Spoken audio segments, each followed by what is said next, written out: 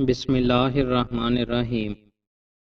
حضرت ابن مسعود رضی اللہ تعالیٰ عنہ بیان کرتے ہیں کہ ایک آدمی نے نبی صلی اللہ علیہ وآلہ وسلم سے عرض کیا، اللہ کے رسول، مجھے کیسے پتہ چلے کہ میں اچھا ہوں یا برا؟ نبی صلی اللہ علیہ وآلہ وسلم نے فرمایا، جب تم اپنے پڑوسیوں کو کہتے ہوئے سنو کہ تم اچھے ہو تو تم اچھے ہو، اور جب تم انہیں کہتے ہوئے سنو کہ تم برے ہو تو تم برے ہو۔ رسول اللہ صلی اللہ علیہ وآلہ وسلم نے ارشاد فرمایا، اللہ کے نزدیک بہترین ساتھی وہ ہے جو ان میں اپنے ساتھی کے لیے بہتر ہے، اور اللہ کے نزدیک بہترین پڑوسی وہ ہے جو اپنے پڑوسی کے لیے بہتر ہے۔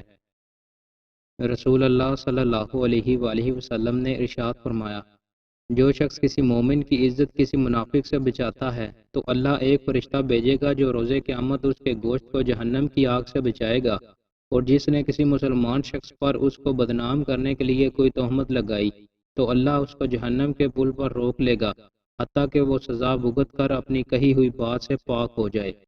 رسول اللہ صلی اللہ علیہ وآلہ وسلم جبرائیل علیہ السلام سے ملے، فرمایا، جبرائیل، مجھے ایک ان پڑھ امت کی طرف مبعوث کیا گیا ہے، ان میں سے کچھ بوڑھی عورتیں ہیں، کچھ بوڑھے آدمی ہیں، چھوٹے بچے اور بچیاں ہیں، اور ایسے آدمی بھی ہیں جنہوں نے کبھی کوئی کتاب نہیں پڑھی۔ انہوں نے فرمایا، محمد صلی اللہ علیہ وآلہ وسلم، قرآن 7 لہجوں پر اتارا گیا ہے۔ آپ صلی اللہ علیہ وآلہ وسلم نے فرمایا، ان میں سے ہر ایک لہجہ شافی و کافی ہے۔ جبریل و میکائیل میرے پاس آئے تو جبریل میرے دائیں جبکہ میکائیل میرے بائیں طرف بیٹھ گئے، تو جبریل علیہ السلام نے فرمایا، قرآن کو ایک لہجے پر پڑھو۔ میکائیل علیہ السلام نے فرمایا، ان سے زیادہ طلب کریں حتیٰ کہ وہ 7 لہجوں پر پہنچے، اور ہر لہجہ شافی و کافی ہے۔ دوستوں، مزید اچھی ویڈیوز کے لیے ہمارے چینل کو سبسکرائب لازمی کریں۔ بہت شکریہ۔